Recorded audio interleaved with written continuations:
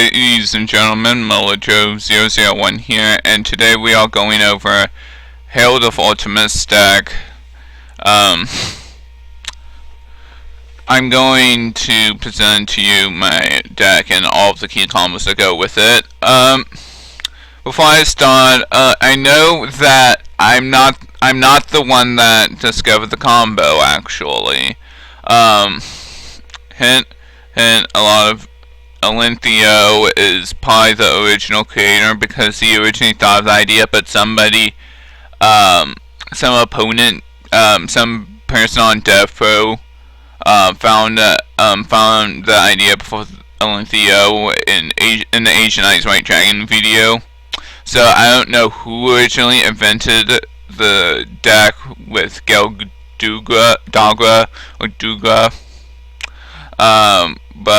but so why run Herald of Ultimateness?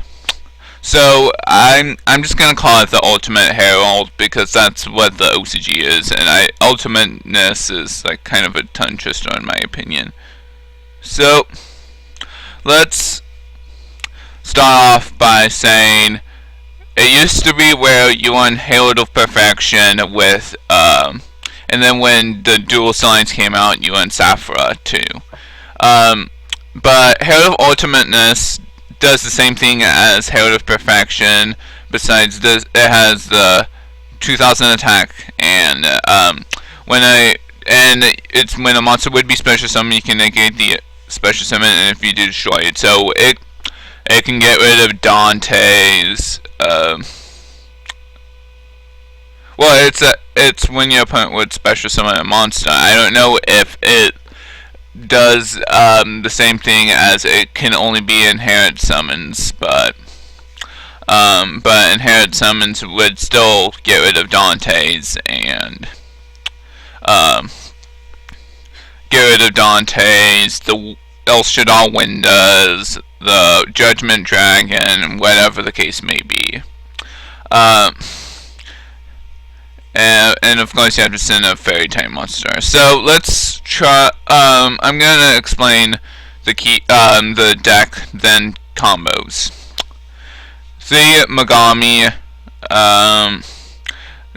Some people think why I say that you have to run 3 because if you draw 1 and an advanced ritual on, if you ran 2, let's just say we're running 2. And if you drew into a Megami and advanced ritual on, you'll lose, basically. Tough luck. So, the third Megami's there just in case if you drew into 1. I really think it would be a dead draw, but 3 is a must. Just because I don't want to be that one person that has that is running to Megami and drew into the Megami and advanced ritual early.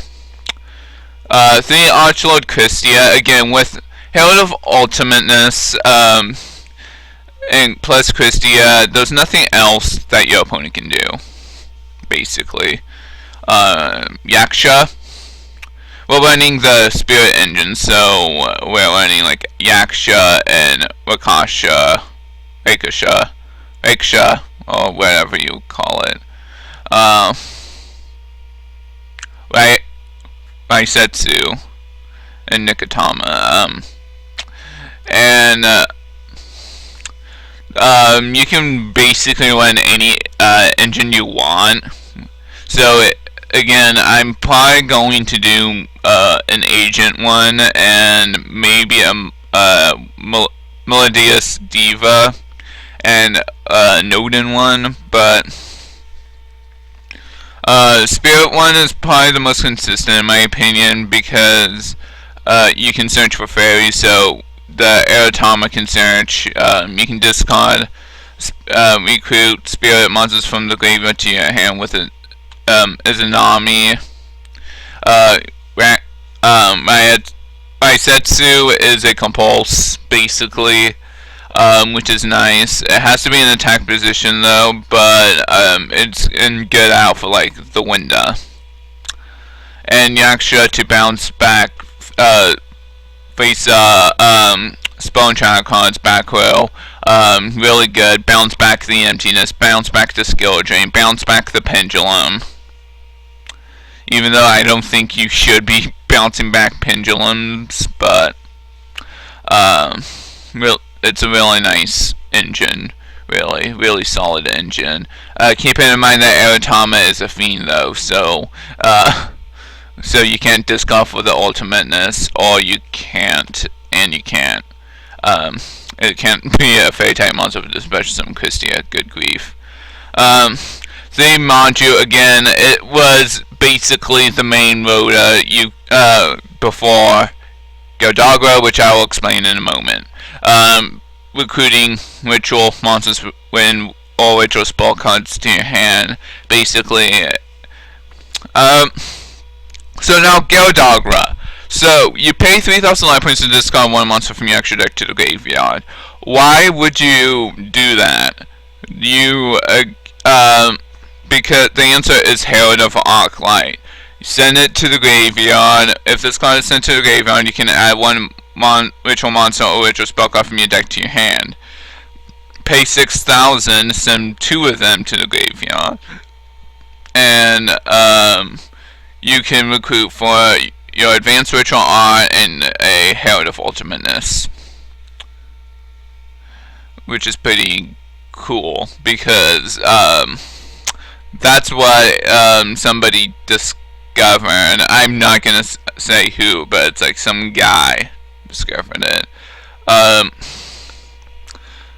And you may ask, okay, 650 attack, you have 2,000 left, you have an Ultimateness on board, so you need a monster that is at least 260 to 2650 attack power to hit you exactly. So if you wanted it, you need a person to hit you with 2650 attack power, and what deck can manually normal summon a 2650 attack power monster that you can't spectral summon because Herald of Ultimateness, because you can discard, and you can discard against Rikaki. So there's not really anything really, and that's the point really of running Gilasaurus. Is basically you're paying 6,000 life points just to dump 2 of the Herald of Arclight, recruit Advanced Ritual Art, and Herald of Ultimateness. And yeah, that's basically this deck of them in a nutshell, really, is getting him out, with still keeping the 3 rotors. So really, the main thing is searching, so Thunder King Liar will hurt the deck, but there you go, really.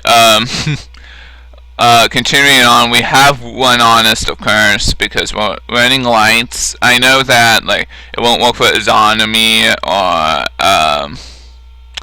Aratama, Raisetsu and Yaksha, but it will work for against Herald of Ultimateness. So just in case if someone dared to attack you, let's say a window would attack you, you can always drop Honest on it. So running the 2 Herald of Orange Light, again, send a fairy type monster from your hand into the graveyard, negate the activation effect, and if you do, destroy it. Self-explanatory. Herald of Purple Light, don't need the player stone. You can, when your opponent activates a trap, you send this card and one other fairy type monster, negate the activation. If you do, destroy it. I'm running this card because of Vanity's Emptiness and skill chains running around. I don't like handling the another card you could be running is the, I believe it's Herald. It's Herald of the Green Light, which negates spells. This might be even good against the Quillthorn matchup. Hint, hint. But I like running the Purple Light just to discard. 2 cards. Just to negate the emptiness and skill drains and whatever troubleshooting back row that you have to encounter. Spells, Regeki, Soul Charge. Regeki because, again, you probably need to wipe out your opponent's board to do this, to achieve the goal. Soul Charge because the Soul Charge, keep in mind that you can't special summon and your Ultimateness from the deck, so just keep that in mind. So keep in mind that you can't special summon special summon Ultimateness with Soul Charge. That's a no-no. But what you can do is just special summon Christia, and it's like, where's the level 4 thing? Make rank 4s with Soul Charge is nice. 3 Upstart Goblin, again, 37 cards. That's 37 cards theory. Need to get everything as quick as possible. Need to get Gildagra as soon as possible. You need to get your key combo pieces as soon as possible, and drawing extra cards using Upstart Goblin as a toolbox to search, basically as a searcher for the cards you cannot search. 2 Advanced Ritual Odds, self-explanatory. 2 Phoenix Wing Wind Blast and 2 Warrior Decree. Warrior Decree is probably the only enemy you have is back row, but I'm using the Phoenix Wing Wind Blast just to just so I can knock out the windows, the cards that just sit there.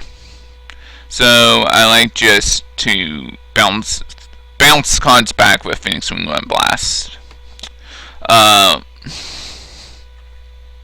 And extra deck, we have the Crimson Blader, Scrap Dragon, Goyo, 3 Herald of Arclight, Gemini Pearl, Black Ship, Honor Arc, Castell, Diamond Direwolf, Exotonite, Mage Stroke, Cowboy, Gotchi.